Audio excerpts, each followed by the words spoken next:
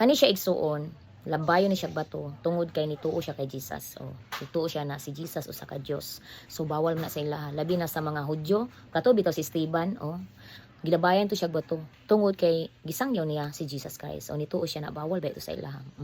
Unya karon nakahinomdom ko ba sa mga born again, handa silang mamatay para sa Diyos. Pero sa mga dili born again, handa silang pumatay para sa kanilang Diyos. So, magkaiba talaga, di ba? So, kabalo ba ka, si Esteban, katong gilabay siya o bato, ang iya pa yung gisultis katapusan, mao pa niyo, Panginoon, huwag nyo silang papanagutin sa kasalanan ito na ginawa nila.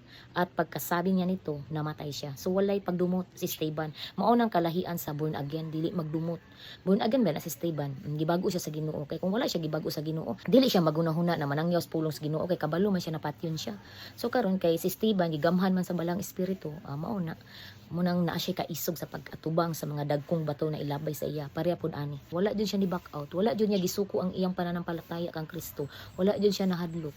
So dapat ing ana ta igsuon, dili ta mahadlok sa kamatayon, kay buhi man kita o patay, iya kita sa Dios.